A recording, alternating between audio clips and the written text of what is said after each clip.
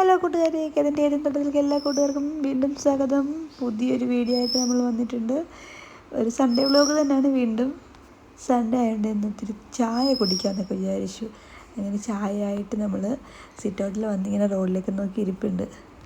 ചായ കുടി വൈകുന്നേരമൊക്കെ കഴിഞ്ഞിട്ട് നമ്മൾ വീണ്ടും കിച്ചണിലേക്ക് കയറിണ്ട്. പഴം പുഴുങ്ങാൻ വെച്ചു. ഇന്ന് സൺഡേ ആയിട്ട് പുട്ടുണ്ടാക്കാമെന്ന് വിചാരിച്ചു. പുട്ടിന് കറിയൊക്കെ ഉണ്ടാക്കാൻ മെനക്കേണ്ടല്ലോ. അപ്പോൾ പഴവും പുഴുങ്ങി പപ്പടം ആകുമ്പോൾ കാര്യം അങ്ങ് സെറ്റാവുമല്ലോ. എനിക്ക് പുട്ടുണ്ടാക്കാനൊക്കെ ഇഷ്ടം. എനിക്ക് പുട്ടുപൊടി വാങ്ങി പുട്ടുണ്ടാക്കുന്നതിനേക്കാളും നമ്മുടെ വീട്ടിൽ പൊടിപ്പിച്ച അരിപ്പൊടി വെച്ച് പുട്ടുണ്ടാക്കുന്നതാണ് ഇഷ്ടം.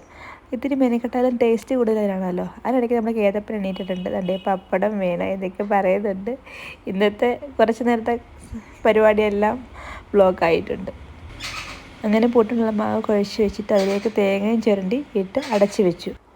10 മിനിറ്റ് ശേഷം നമ്മൾ അതിനെ തുറന്ന് ഒരു മിക്സിയുടെ ജാറിലേക്ക് മാറ്റി കൊടുക്കണം. അങ്ങനെ കുറേശ്ശെ ഒരുപാടെടുത്ത് കുറേശ്ശെയായിട്ട് ഇട്ടിട്ട് നമുക്ക് ഒന്ന് പ്രസ് ചെയ്ത് കൊടുത്താൽ മതി. നമ്മൾ പ്രസ് ബട്ടൺ ഉണ്ടല്ലോ, പ്രസ് ബട്ടണുള്ള മിക്സിനെ അങ്ങനെയാണ്. അതായത് ഇത്രയും മാത്രം ഒന്ന് ക്രഷ് ചെയ്യുക, എന്നിട്ട് എടുക്കുക. എന്നിട്ട് എടുക്കുമ്പോൾ നമ്മുടെ ഇങ്ങനെ തരിതരിട്ട് എല്ലാം ഒരേപോലെ കിട്ടും. അപ്പോൾ തേങ്ങയും മാവും എല്ലാം ഒരേപോലെ മിക്സായി വന്നിട്ടുണ്ട്. ഇത് നമ്മൾ ഉണ്ട കെട്ടി കിടക്കത്തൊന്നുമില്ല. പുട്ടുണ്ടാക്കുമ്പോൾ എല്ലാം നല്ല ഒരുപോലെ ഇരിക്കും. എന്തൊക്കെ പറഞ്ഞാലും നമ്മുടെ വീട്ടിലുള്ള മാവിൻ്റെ ആ വെച്ചുണ്ടാക്കുന്ന പുട്ടിന് ടേസ്റ്റ് കൂടുതൽ. മറ്റേതിന് വലിയ ടേസ്റ്റൊന്നുമില്ല, പക്ഷെ നല്ല സോഫ്റ്റ് പുട്ടായിട്ട് കിട്ടും, അത്രയേ ഉള്ളൂ. പിന്നെ പപ്പടവും ഉണ്ടാക്കി. എന്നിട്ട് ഞാൻ ആ പുട്ടുപൊടി വെച്ച് പുട്ടുണ്ടാക്കുന്നില്ല, അത് വെച്ച് ഉണ്ടാക്കും. നമ്മൾ എളുപ്പത്തിന് വേണ്ടി നമ്മളെല്ലാം ഉപയോഗിക്കുമല്ലോ. അങ്ങനെ ഇന്ന് ക്ലീനിങ് ആയിരുന്നു. ക്ലീനിങ്ങിൻ്റെ രാവിലെ ലളിത ചേച്ചി വന്നിട്ടെല്ലാം ക്ലീനിങ് പരിപാടി തുടങ്ങിയിട്ടുണ്ട്. കേതപ്പൻ്റെ ടോയ്സ് മാറ്റി വരുമ്പോൾ തന്നെ ഒരു സമയമാവും. അങ്ങനെ ഇന്നലെ മീൻ കറി വെച്ചിട്ടുള്ളത് കാരണം അതിനെയൊക്കെ എടുത്ത് ചൂടാക്കി. ഇന്നൊരു ഹൗസ് വാമിങ്ങിന് പോകണം. അതുകൊണ്ട് എല്ലാം നേരത്തെ ഒതുക്കി കൊണ്ടുവരിക.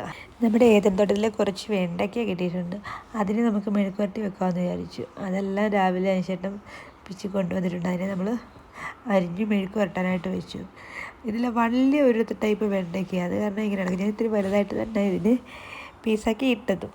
ഇവിടെ എല്ലാവരും വെണ്ടയ്ക്ക കഴിക്കില്ല. അത് കാരണം പിന്നെ 2-3 മുട്ട എടുത്ത് തോരൻ വെക്കാമെന്ന് വിചാരിച്ചു. അങ്ങനെ 2-3 സവാളയൊക്കെ എടുത്തു തട്ടിക്കൂട്ടി ഒരു തോരനും വെച്ച്. എളുപ്പം ചെയ്യാൻ പറ്റുന്ന ഒരു തോരനായി മുട്ട തോരൻ എന്ന് പറയുന്നത്. അതിൻ്റെ റെസിപ്പി ഞാൻ ഡീറ്റെയിൽ ആയിട്ട് ഇട്ടിട്ടുണ്ട്. കുട്ടികൾക്കൊക്കെ ലഞ്ച് ബോക്സിൽ കൊടുത്തുവിടാൻ പറ്റിയൊരു നല്ല ഐറ്റമാണ്. എൻ്റെ അമ്മയൊക്കെ എൻ്റെ ലഞ്ച് ബോക്സിന് തന്നുവിടാറുള്ള ഒരു ഐറ്റമായിരുന്നു. കാശപ്പനും അതിഷ്ടമാണ്. അങ്ങനെ എല്ലാം തട്ടിക്കൂട്ടി ലളിത ചേച്ചിക്കും ചേട്ടനുള്ള ചോറൊക്കെ റെഡിയാക്കി വെച്ച ശേഷം ഞങ്ങൾ ഹൗസ് വാമിങ്ങിൽ പോകാനായിട്ട് റെഡിയാവുകയാണ്. അങ്ങനെ ഞങ്ങൾ 2-3 കൂടി ഒരുങ്ങി ഇറങ്ങി ചേട്ടൻ്റെ വീട്ടിൽ പോയി. ചേട്ടൻ്റെ വീട്ടിൽ പോയി ഞങ്ങൾ എല്ലാവരും കൂടി ഒരുമിച്ചാണ് എവിടെ പോകാനായാലും പോകുന്നത്. അനിശേട്ടൻ അങ്ങനെ എല്ലായിടവും വരില്ല, അല്ലെങ്കിൽ വൈകിട്ടായിരിക്കും പോകുന്നത്. ചേട്ടച്ചനും ചേച്ചി എല്ലാവരുമായിട്ട് ഇനി കേതപ്പം കളിയാണ്.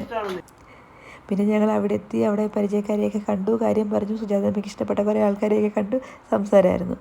പിന്നെ കാശിയുടെ പല്ലിൻ്റെ കാര്യത്തിന് ഡെൻ്റൽ ഹോസ്പിറ്റലിൽ അപ്പോയിൻമെൻറ്റ് എടുത്തിട്ടുണ്ടായിരുന്നു. പിന്നെ ഞങ്ങൾ ആ വഴി നേരെ ഹോസ്പിറ്റലിലേക്ക് പോയി. അവിടെ വെയിറ്റ് ചെയ്ത് കുറച്ച് കഴിഞ്ഞപ്പം വിളിച്ചു. അധികം പോസ്റ്റ് ആവേണ്ടി വന്നില്ല. അങ്ങനെ അവിടെ നിന്ന് തിരികെ വീട്ടിലെത്തി. സന്ധ്യയായപ്പം വിളക്കൊക്കെ വെച്ചു. അങ്ങനെ വിളക്കെല്ലാം വെച്ച ശേഷം ലൈറ്റൊക്കെ ഇട്ടു. നമ്മളെന്തായാലും ന്യൂ ഇയർ വരെ ഈ ലൈറ്റുകളൊക്കെ ഇട്ടിരിക്കുമല്ലോ. അപ്പോൾ കാശപ്പം കയറി എന്തോ അതിൻ്റെ മോഡൊക്കെ മാറ്റി നോക്കുക. അത് എങ്ങനെ ചെയ്യുന്നതെന്നിങ്ങനെ കേതപ്പൻ നോക്കിക്കൊണ്ടിരിക്കുക. അങ്ങനെ ഭക്ഷണമൊക്കെ രാത്രിയിൽ കഴിഞ്ഞു. കിടന്നുറങ്ങി. Tata bye bye.